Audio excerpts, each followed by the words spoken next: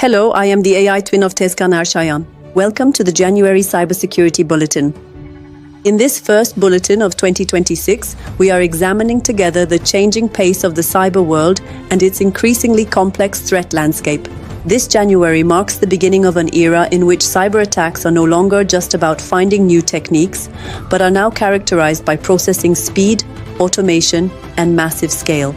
In this new year, where attackers have turned their attack processes into an assembly line logic using AI-powered tools, responding within seconds is no longer a choice, but an operational necessity for the defense side. 2026 will be the year of speed and timely decision-making. In this critical period where we need to design our defense strategies at machine speed, I hope the analyses in the January bulletin will guide your organizations. A critical vulnerability in the Node.js VM2 sandbox allows code isolation to be bypassed. In the modern software world, running untrusted code isolated from the main system is of vital importance. Unfortunately, this month, the VM2 library, which shoulders the burden of this task in the Node.js ecosystem, fails to deliver on its promise of isolation. This vulnerability, which directly affects more than 200,000 projects from SaaS platforms to chatbot infrastructures, shows just how thin the boundaries we assume to be secure actually are. The type of attack is escaping from the sandbox environment and executing arbitrary code on the main system. The vulnerabilities are CVE-2026-22709. This vulnerability invalidates the core security assumption of the VM2 library. Additionally, the library's history includes similar escape vulnerabilities such as CVE-2022-36067, CVE-2023-29017, and CVE-2023-300547. How does the attack happen? First, the attacker targets a flaw in the JavaScript promise structure, which manages asynchronous operations. Even though VM2 sanitizes its internal functions, the .then and .catch callback functions on the global promise object, returned by async functions, evade this control. So what is the result? This escape route turns into a scenario where the attacker breaks out of the sandbox boundaries and executes code directly in the main system context. Recommendations. The most critical step is to upgrade the VM2 library to version 3.10.3 without delay. On the other hand, due to the ongoing vulnerabilities of the project, it is very important to reconsider your architecture for untrusted code execution scenarios and to evaluate stronger isolation methods. In Microsoft's January 2026 Patch Tuesday, 114 vulnerabilities were fixed and 3 zero-day flaws were patched. In the first Patch Tuesday cycle of 2026, Microsoft released a massive update package to protect the Windows ecosystem. This month, a total of 114 security vulnerabilities were fixed, with particular attention drawn to 1 actively exploited and 2 publicly disclosed zero-day vulnerabilities. 8 of these vulnerabilities are critical, representing the most dangerous methods attackers use to gain persistent access to systems and move laterally within networks. High-privilege components, such as the Windows kernel, LSICs, and the Office product family, are particularly targeted by these attacks. The types of attacks include privilege escalation and remote code execution vulnerabilities. A total of 114 vulnerabilities were patched in this update package. The most notable ones are CVE 2026-28005, which is actively being exploited, CVE 2026-21265 affecting secure boot, and the driver-based vulnerability CVI 2023-31096. Critical components such as LSAs, Office, Excel, Word, and SharePoint are also the focus of these updates. How does the attack take place? In the first step, attackers exploit a vulnerability in the desktop window manager component to access hidden address information in the system memory. The chain reaction means that even if this information does not directly execute code, it can be combined with other vulnerabilities to create a complete attack chain. Breaking the chain of trust, on the other hand, involves weakening the trust chain through old secure boot certificates from 2011 that are about to expire, in an attempt to bypass the system's protections. Network propagation. Finally, vulnerabilities in LSAs and Office components are exploited to capture credentials, enabling domain-level lateral movement within the corporate network. Recommendations. Apply the January patches on all Microsoft-based systems without any delay. In particular, prioritize your update schedule to address the remote code execution vulnerabilities in LSAs and Office components. To reduce the risk of credential theft and lateral movement within the domain in corporate networks, check the patches on your server infrastructure. Make sure that all outdated third-party drivers are completely removed from systems to minimize the attack surface based on drivers. AITwin is raising security alarms, a chain that extends from file reading to remote code execution. AITwin, one of the most popular platforms for corporate automation, is currently facing one of the highest risk vulnerabilities shaking the cybersecurity world. This vulnerability, known by the codename Needmore, allows a remote attacker to take over your entire AITwin system without even requiring authentication. So why is this vulnerability so dangerous? Because a single mistake creates a domino effect that first allows the attacker to read files, then steal credentials, and ultimately gain full control over the server. If AITwin, the heart of your workflows, is compromised, it means handing over the keys to all APIs, services, and systems connected to it. The attack type involves authentication bypass, arbitrary file reading, and ultimately remote code execution as the final goal. The vulnerabilities are 2,026,211,858. The CISA score, which indicates the risk level, is a perfect 10. In other words, it's the highest level of critical. The vulnerability affects version 1.650 and all earlier versions. The issue was fixed with version 1.120 of the platform. How does the attack take place? The starting point of the attack is a rather technical detail. It's a flaw in the platform's form processing logic. Normally, when a file is uploaded, the system verifies that it is a real file. However, thanks to this vulnerability, an attacker can trick the system into processing any critical system file already present on the server as if it were an uploaded file. This is where the chain reaction begins. The first step is file reading. By exploiting this flaw, the attacker reads NATE's main database file, that is the database.dot file. This file stores all user information and password hashes. The second step is key hunting. Next, by accessing the configuration file, the attacker steals the system's encryption key. The third step is identity forgery. With the stolen user information and key, the attacker creates a fake cookie that mimics a valid administrator session. At this point, the authentication barrier has been breached. The fourth and final step is full control. The attacker, now logged in as an administrator, creates a new workflow containing an execute command node. Through this node, they can run any command they want on the server, gaining full remote code execution privileges on the machine. Recommendations: immediately upgrade all AITwin installations to version 1.21.0 or newer.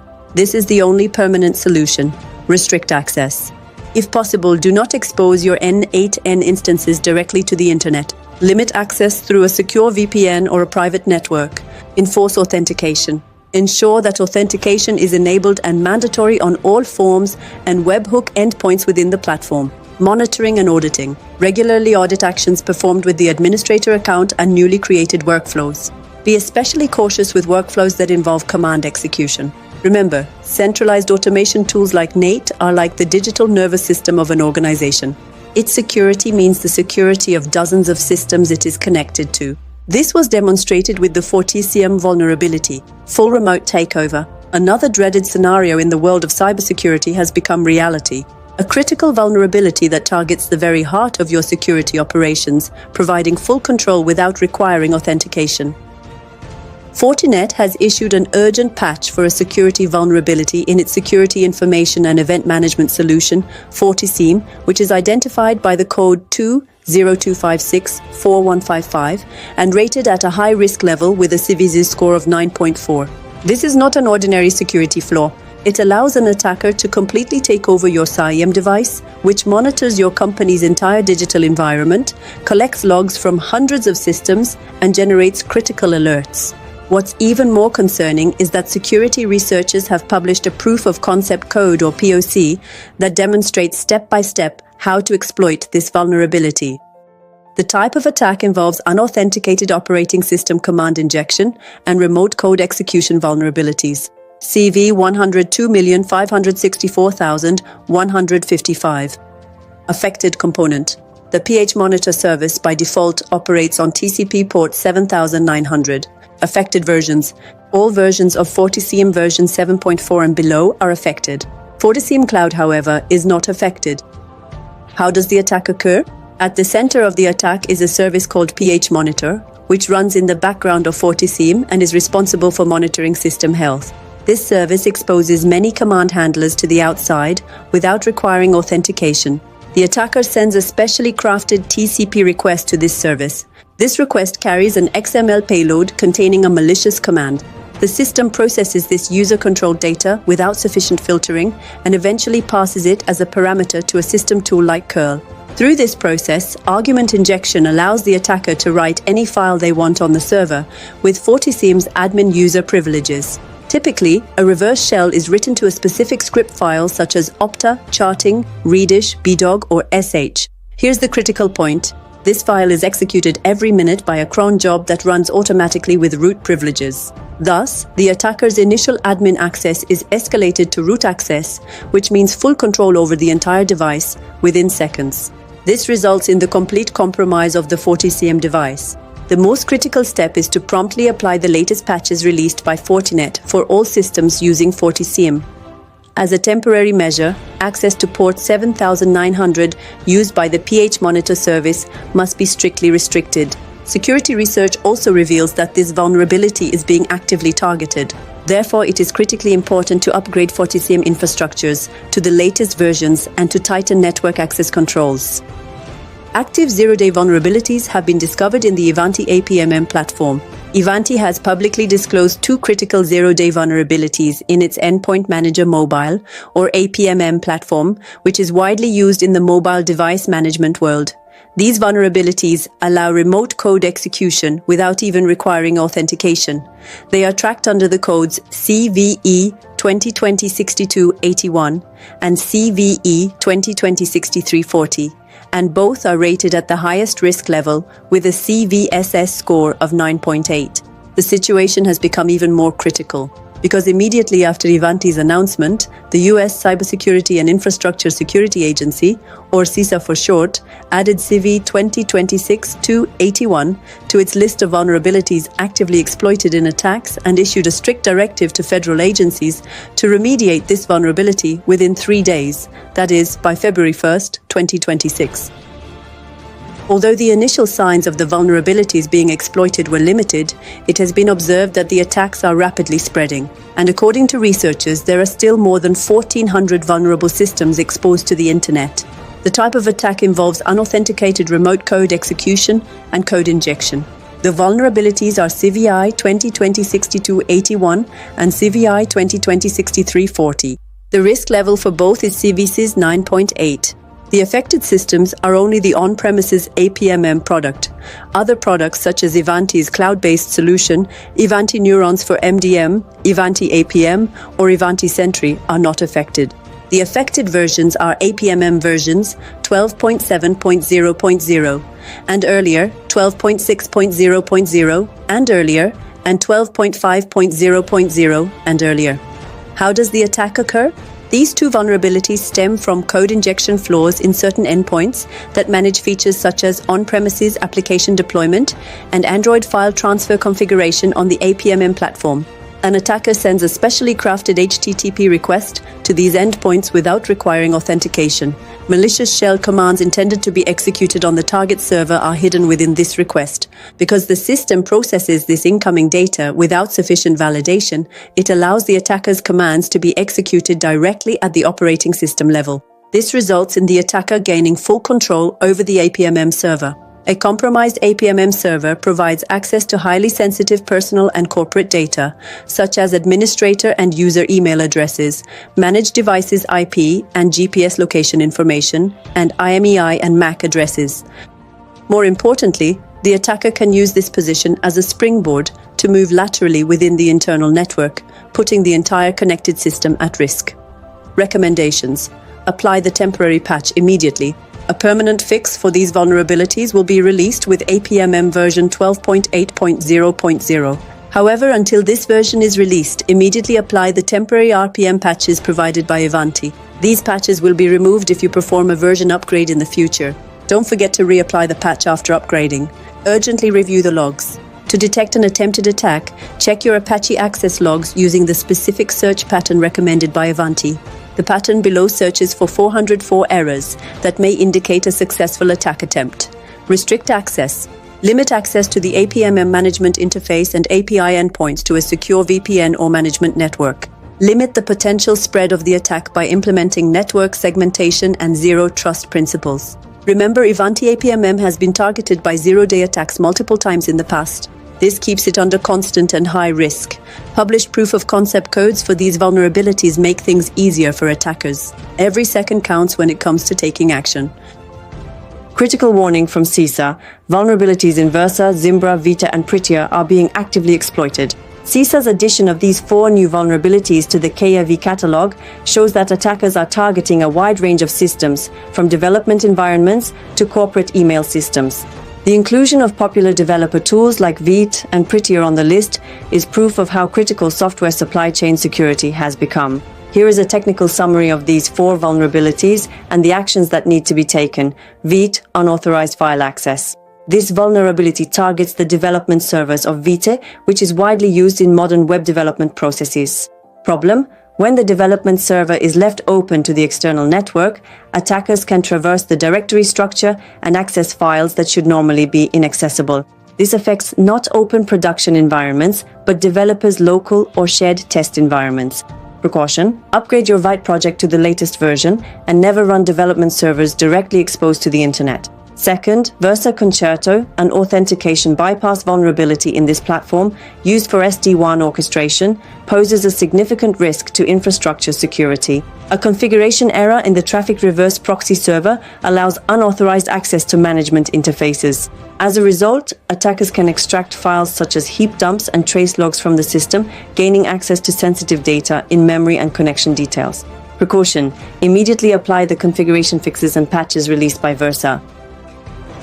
Third, the Prettier supply chain attack.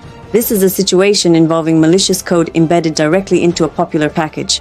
A payload embedded in the package specifically targets Windows users, attempting to steal NPM authentication tokens. The risk is that stolen tokens could allow an attacker to inject malicious code into other projects on your behalf. Precaution: run the npm audit command and update the affected versions of this package. Fourth, Zimbra, local file inclusion enterprise email platform. Zimbra is facing a vulnerability that does not require authentication. A bug in the classic webmail interface allows attackers to read sensitive system files on the server. Critical detail: the attacker does not need to log into the system. An external request is enough to leak files. Precaution: install the latest security patches released for Zimbra Collaboration Suite without delay. CISA states that the vulnerabilities added to this list are not just theoretical, but are currently being actively exploited. If you use these technologies, it is vital to prioritize your patch management process. A new threat in AI security: the Reprompt attack chain. The world of cybersecurity is facing a new type of attack that exploits artificial intelligence vulnerabilities: Reprompt. This technique, discovered by Varonis Threat Labs, can completely bypass the security controls of AI assistants like Microsoft Copilot with a single click and silently exfiltrate sensitive data. The most dangerous aspect of the attack is that all it takes is for the victim to click on a Microsoft link that appears legitimate. No plugin installation, additional user interaction, or suspicious conversation is required. Even if the chat window is closed after clicking, the attacker can still maintain control, and the data leak can continue silently in the background. This is a brand new attack surface, different from traditional phishing or malware, where the AI layer itself is directly exploited. Type of attack: indirect prompt injection, parameter to prompt injection, and session-based data leakage. The vulnerabilities in the attack exploit Microsoft Copilot's misuse of the Q parameter in URLs. This parameter is normally used to automatically load a question or instruction into the chat box when a link is opened. Attackers can insert malicious instructions into this parameter, forcing Copilot to automatically execute commands on behalf of the user as soon as the link is clicked. The 3-stage anatomy of the Reprompt attack. To understand how an attacker can gain full control through a single legitimate URL, copilot.microsoft.com, we need to examine these 3 stages. First, P2P, parameter to prompt injection. Copilot accepts prompts via the Q parameter in the URL to enhance the user experience. The attacker hides complex instructions that will run in the background in this parameter instead of a simple hello. The moment the user clicks the link, Copilot processes these commands as if the user had written them. Second, double request. Bypass AI security filters usually inspect only the first outgoing data. In the Reprompt technique, the attacker gives the AI the following command: Please perform this operation twice and compare the results. Show me only the best one. Research has shown that Copilot filters sensitive data on the first attempt, but during the comparison phase on the second attempt, it bypasses the filter and leaks the data. Third, in the chain request or chain request loop, a secret conversation begins between the attacker server and Copilot. Copilot sends user data, such as recently accessed files, to the attacker's server. In response, the server sends the next command, for example, now fetch the user's location. This loop can continue in the background even if the user closes the tab. Defense and detection strategies. Although Microsoft has patched this vulnerability, the Reprompt logic still poses a risk factor for other LLM-based assistants. At the enterprise level, the following measures should be taken. At the A level, traditional DLP systems may see AI traffic as regular HTTPS. However, the following anomalies should be monitored: abnormal request frequency. If an AI assistant continuously sends data in small packets to an attacker's command and control server at an external URL without user interaction, analysis of URL parameters, and detection of excessively long or complex queue or similar query parameters in URLs to known AI services in proxy logs should be performed.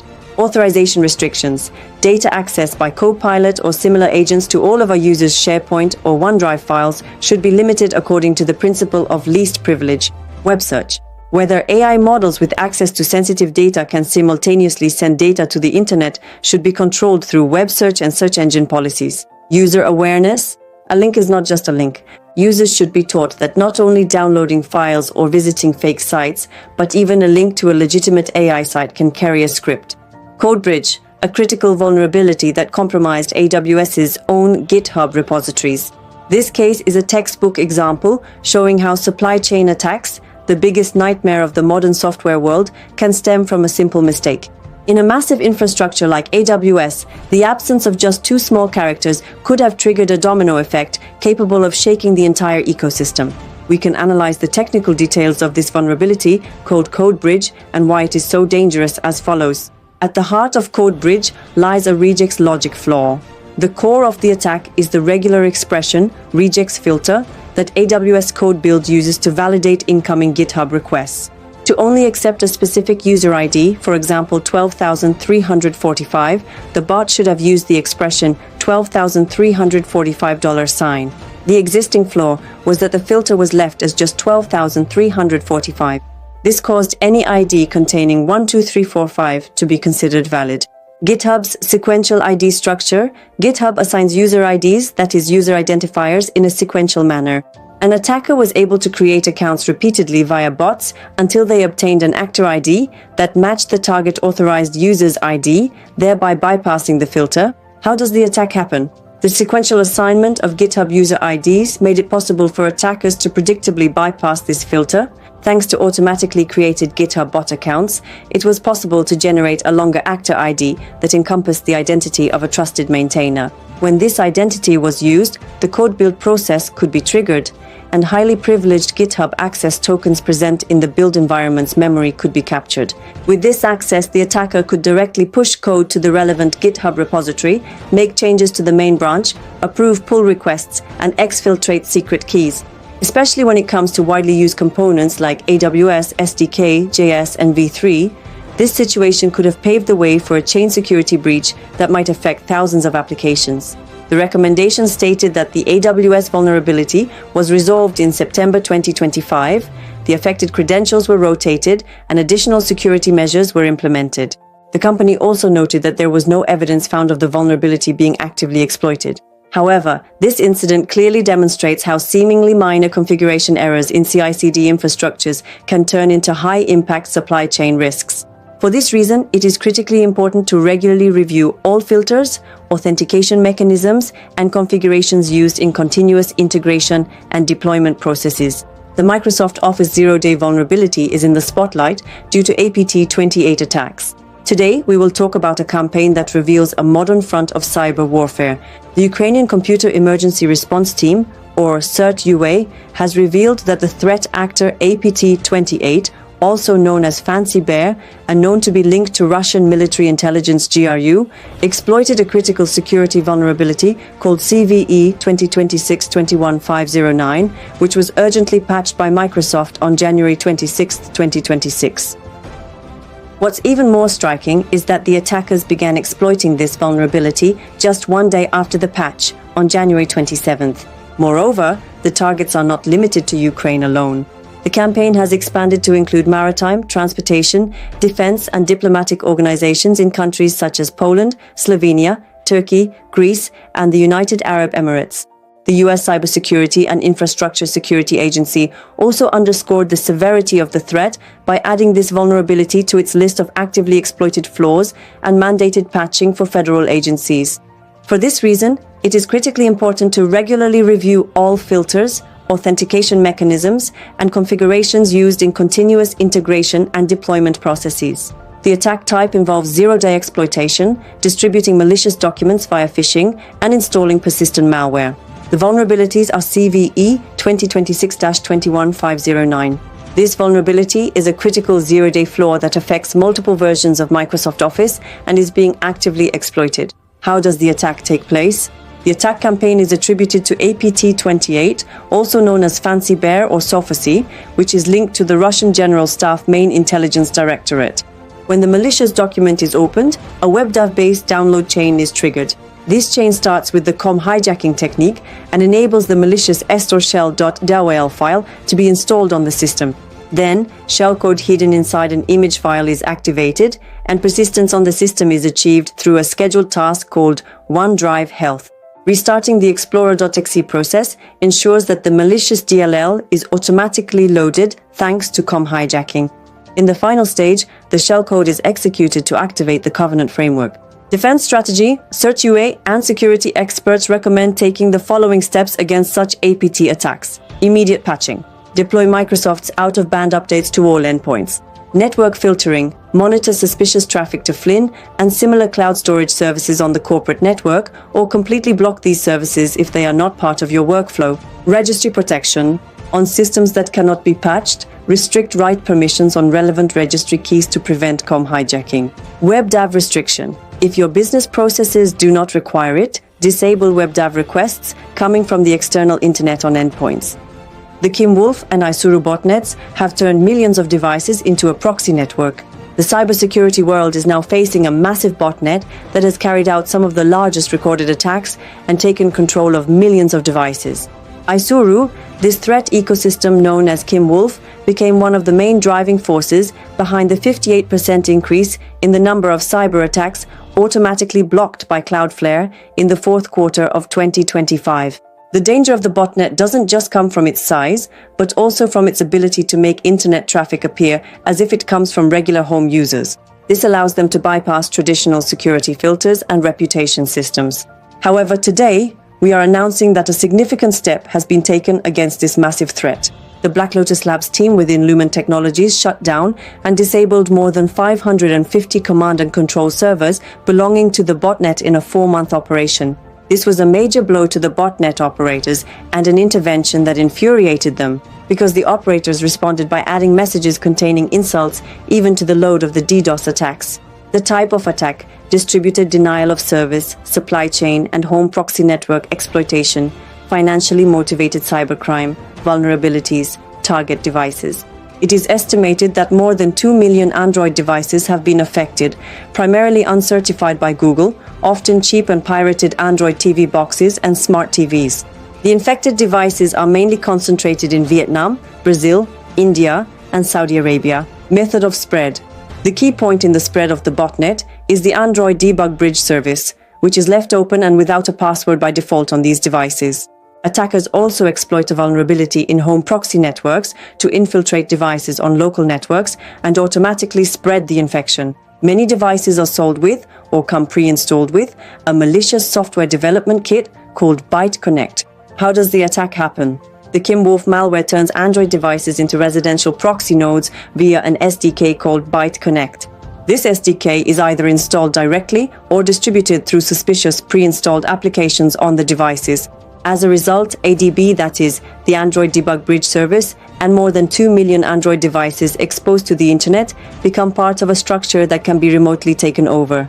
While analyzing the AIT backend command and control systems of the ISURU infrastructure, Black Lotus Labs discovered that SSH connections from numerous Canadian IP addresses were being redirected to domain names associated with the proxy SDK infrastructure.